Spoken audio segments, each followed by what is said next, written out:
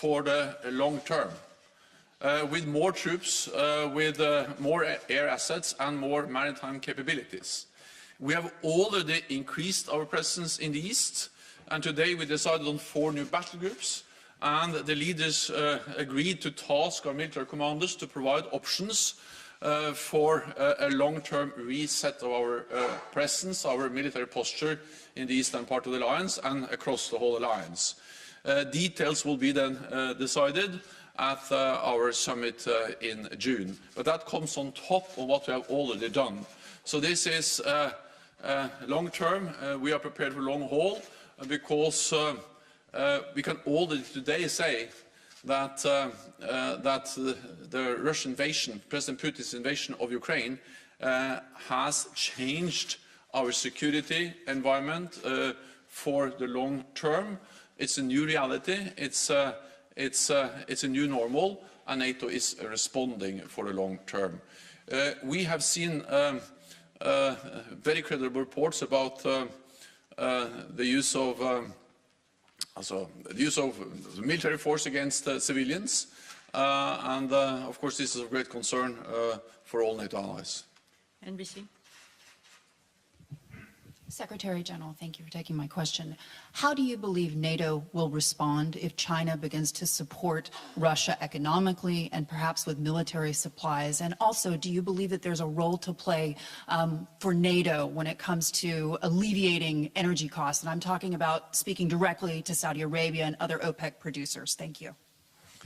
So NATO allies are coordinating their efforts when it comes to also energy security, and it was also addressed in the meeting today to step up supplies, to diversify sources of supply, and also to reduce dependence on supplies from Russia. And later on today, I also participate in the G7 meeting, and of course, in different frameworks, G7 working with the EU, there are different formats where NATO allies address the need to strengthen energy security and reduce dependence on Russian oil and gas. Our message to China is that they should join the rest of the world and clearly condemn the brutal war against Ukraine and not support Russia, neither with economic support or, of course, not with military support. Okay, we'll go to Interfax Ukraine, late in the second row. Yeah. General News Agency Interfax Ukraine. I would like to ask you if Polish leadership put at the table today for discussion the proposal to send peacekeeping mission to Ukraine, and if yes, what kind of discussion it was, and is there some conclusion? Thank you.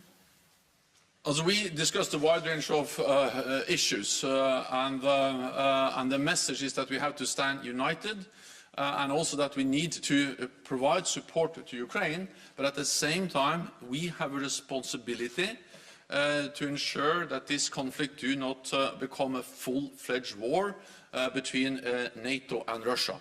And that's also the reason why allies have made it clear that we will not deploy troops on the ground in Ukraine, because the only way to do that is to be prepared to engage in full conflict with Russian troops. Okay. Financial Times. Thank you very much, Secretary General. Congratulations on your annual extension. You said in the statement that allies agreed to enhance preparedness and readiness for chemical, biological, radiological and nuclear threats. Is that based on credible intelligence that those threats could be imminent? And how does the alliance strengthen its protection against those threats? Thank you. So we are concerned, partly because we see the rhetoric and we see that Russia is trying to create some kind of pretext accusing Ukraine, United States, NATO allies for preparing to use chemical and biological weapons. And we have seen before that this way of accusing others is actually a way to create a pretext for do the same themselves. And of course, the accusations against Ukraine and NATO allies are absolutely false. Any use of chemical weapons will totally change the nature of the conflict. It will be a blatant violation of international law, and it will have widespread consequences and, of course, be extremely dangerous.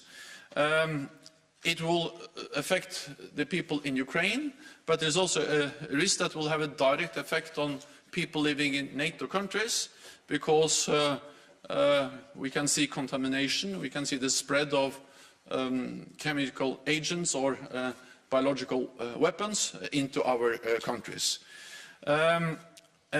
We also know that Russia has used chemical agents against its own opposition, and they have used it on NATO territory in Salisbury before.